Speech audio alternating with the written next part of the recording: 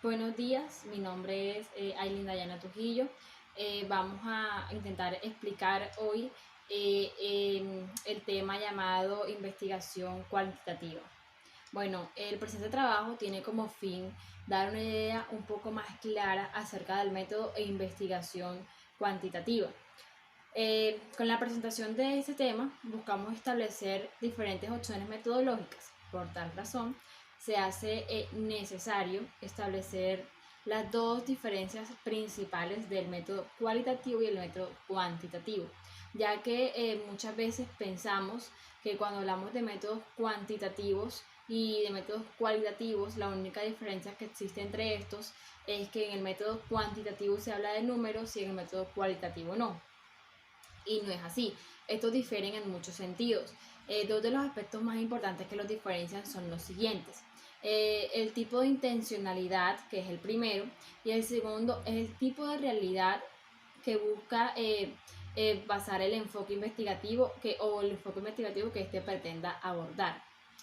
Ahora, cuando nos referimos a la intencionalidad de los enfoques de cuantitativos, vamos más direccionados a la explicación y la predicción de una realidad social. Mientras que cuando hacemos referencia a métodos cualitativos, lo que se busca es ver la realidad como fruto de un proceso histórico visto a partir de la lógica y el sentir de los protagonistas. Así que cuando hablamos de estos dos métodos, podemos decir que estos tienen dos propósitos y dos lógicas diferentes. A continuación encontramos un mapa conceptual. Encontramos un mapa conceptual en el que lo primero que podemos observar es la investigación social, es decir, hace referencia al método cuantitativo. De este se desprenden a partir de unos fundamentos epistemológicos y se ejecutan a través de unas estrategias metodológicas que lleva a ocuparse de unos objetos de conocimiento y transformación de la realidad humana. Por ende, especifican o llevan a la obtención de unas estrategias metodológicas como se mencionó anteriormente. Así sucesivamente de aquí se van desprendiendo muchos más aspectos y diferencias entre el método cuantitativo y método cualitativo. Más adelante mis compañeros les van a explicar más a fondo en qué se basa este método. Gracias. Fundamentos epistemológicos de la investigación cualitativa. Linus Bros les habla, seguiremos. Para entender un poquito más esto, tenemos que indagar las bases epistemológicas de la caracterización metodológica, que es a lo que se refiere este tipo de investigación, ¿sí? Entonces, la base epistemológica es simplemente buscar el sentido, razón de ser de los métodos que se usan en este tipo de investigación, o sea, caracterizar la metodología que se usa en este tipo de investigación. Taylor y Batman hablaron de la manera de enfocar el problema y la manera de buscar respuestas a los problemas en el 92. Decían que esta era o pronto una manera o un tipo de metodología, porque es que en esto se basa la investigación, ¿sí? Debemos determinar primero la manera de enfocar el problema. Debemos determinar cómo vamos a enfocar el problema, de qué punto de vista, de qué ángulo, y debemos determinar la manera en que vamos a buscar respuesta al problema. Y dependiendo de cada una de esas, será de pronto el tipo de investigación que vayamos a hacer.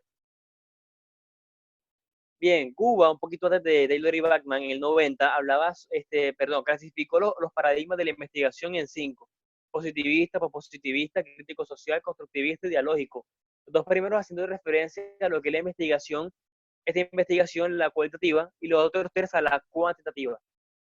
No, perdón, invertido. Los primeros a la cuantitativa y los otros tres a la cualitativa. Bien, las maneras de concebir la naturaleza del conocimiento de la realidad. La corriente positivista, no, aquí vamos a hablar de la corriente positivista y la pospositivista. Obviamente van de la mano, solo que una fue antes y otra fue después. La positivista responde a la pregunta cómo se percibe la naturaleza de la realidad, aceptando las cosas independientes del pensamiento. ¿Qué quiere decir esto? Que la realidad para la positivista, o para las dos, porque concuerdan en esto, es que el pensamiento y la realidad son totalmente independientes. De que la realidad está por acá, el pensamiento está por acá. ¿Por qué? Porque la realidad está determinada por leyes y mecanismos propios de la naturaleza.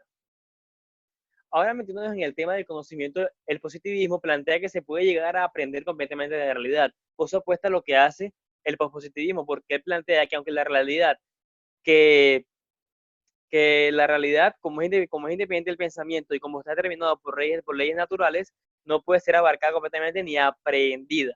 En cambio, el positivismo sí dice que sí, porque lo hace por medio de generalidades y absolutismos, que lo que hace es omitir mucha información. Ahora, vamos a la realidad empírica y la realidad epistémica. La realidad empírica es aquella realidad que existe independientemente de un sujeto cognoscente, es aquella realidad de la cual podemos tener un conocimiento.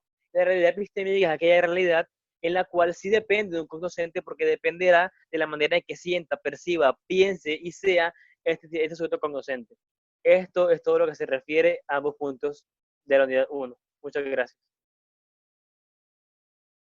Buenas tardes, me presento, soy Máximo Heckman y vengo a hablarle sobre la relación que hay entre el investigador y el conocimiento generado. Para eso hay que entender y dividir el tema en dos grandes grupos al que se vaya a estudiar. Por ejemplo, el primer grupo sería el pospositivismo y el positivismo, y el segundo sería el constructivista, crítico social y el dialógico. Para entender esto hay que ver las características propias de cada uno. En el primer grupo del positivismo y pospositivismo entendemos que las características propias de esos métodos son por métodos cuantitativos, por un conocimiento objetivo, es decir, se plantean hipótesis y a lo largo en el desarrollo del proyecto, esas hipótesis deben ser demostradas, o sea, debe haber una congruencia entre lo que se está investigando y lo ya planteado. Y la conclusión del proyecto debe ser a la vez congruente con las etapas ya pasadas. Un ejemplo de esto podría ser una investigación que se haga frente al suicidio, como por ejemplo, por qué esta población está propensa a esto, o profesiones frente a esto, no sé, medicina como tal. Para entender el segundo gran grupo, el constructivista, crítico social y el dialógico, hay que entender las características también. Por ejemplo, esta es por métodos más cualitativos. Hay una relación más cercana entre el investigador y el investigado. Las conclusiones que se tomen se van desarrollando a través de la investigación en esa relación entre ellos. Otro caso también se puede citar aquí como el ejemplo de Durkheim, también la investigación sobre el suicidio, porque se da, hay que estudiar bien esas características y la misma investigación va dando los resultados. Entonces estos son métodos muy congruentes, las conclusiones se desarrollan por cómo se inicia y esas características propias. Muchas gracias. Mi nombre es Kendry Paz, les voy a hablar sobre el rasgo epistemológico común a las distintas modalidades de investigación cualitativa. Primero, los rasgos son patrones a seguir sobre las diferentes modalidades que vamos a hablar referente a un tema o un problema que se va a socializar o se va a resolver. En este rasgo epistemológico se habla sobre la hermenéutica. ¿Qué es la hermenéutica? La hermenéutica estudia de dónde provienen las palabras, qué significado tienen y el por qué, quién las planteó, quién las creó y para qué las creó. Entonces, como estudia el significado y la proveniencia de las palabras, normalmente de aquí empezamos. Si conocemos lo que significa una palabra, vamos a tener bien claro cómo vamos a poder llevar a cabo la metodología del trabajo que se va a realizar. Aquí también se tienen diferentes modalidades de investigación. Estas modalidades de investigación se van a conocer referente a cómo queremos que quede el trabajo, de qué vamos a hablar, cómo se van a llevar a cabo, y las formas cualitativas son cuántos, en qué momento y cómo. Aquí nacen varias preguntas. ¿Para qué hacerlo? ¿Por qué hacerlo? ¿Cuándo hacerlo? Y la forma en la que se va a hacer.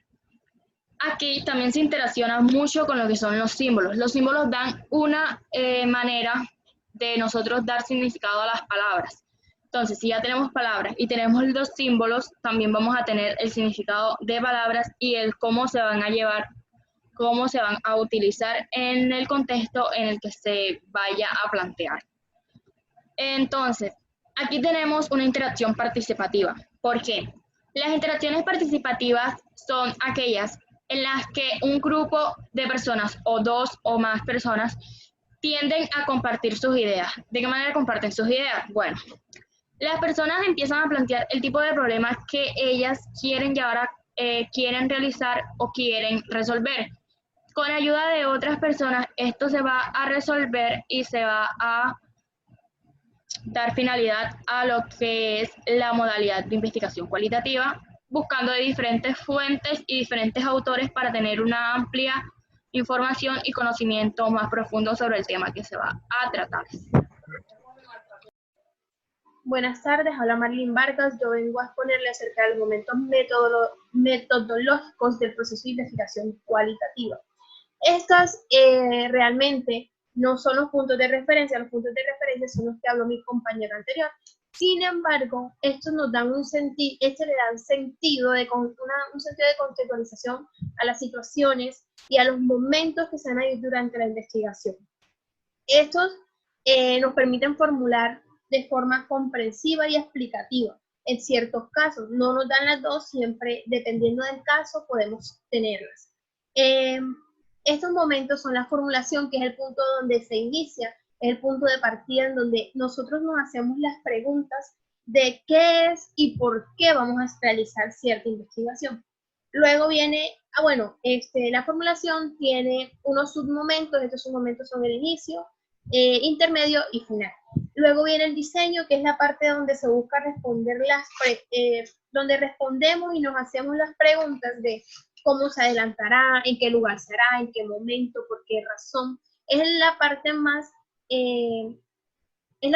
crítica que tenemos al momento de hacer la investigación, ya que pues durante sus submomentos, porque también los tiene un inicio, tiene varios intermedios y tiene el final, que es donde concluiríamos con la parte del diseño de la investigación. Luego viene la gestión, que es la parte más complicada, porque es donde tendríamos que hacer las estrategias, o es donde buscamos las estrategias para lograr conseguir una buena investigación, tener contacto con las personas, aquí donde miramos, y en esta se tienen tres submomentos, que es la gestión intermedia, que es donde memorizamos, materializamos, buscamos la información, reconstruimos, organizamos, etc. Luego viene el cierre, que es donde sistematizamos el progreso que tuvimos durante toda la investigación y colocamos unos resultados investigativos. En estos resultados investigativos logramos tener un cierre final que nos lleva a dos momentos, la tematización interpretativa y la tematización investigadora. En la interpretativa miramos de forma psicológica, de forma interpretativa, como dice su propia palabra, acerca de lo que nos dijo el sujeto. Y en la parte investigadora hablamos de la construcción teórica. Ahí construimos teóricamente todo lo que ya tenemos anteriormente. Muchas gracias. Buenas tardes, soy Miguel Gutiérrez. Yo le voy a hablar sobre las características metodológicas compartidas. Para hablar de las características, primero que todo, tengo que hablar de tres tesis muy importantes y metodológicas para la investigación cualitativa, como son la construcción de conocimiento, la cual se enfrasca en la recolección de información entre la interacción entre el investigador y el objeto de estudio para una buena investigación. Los procesos de investigación cualitativa son de naturaleza multicíclica o desarrollo en espiral. ¿Qué quiere decir esto? Que no es un solo ciclo, sino que a medida que se va investigando, la información se va recolectando y sirve para desarrollar diferentes ciclos para el desarrollo de la investigación. Los hallazgos de la investigación cualitativa se valían generalmente por dos vías, o bien del consenso o bien de la interpretación de evidencia. Estos dos vías son importantes para la investigación cualitativa, ya que así se puede organizar bien la información de todo lo que se ha investigado.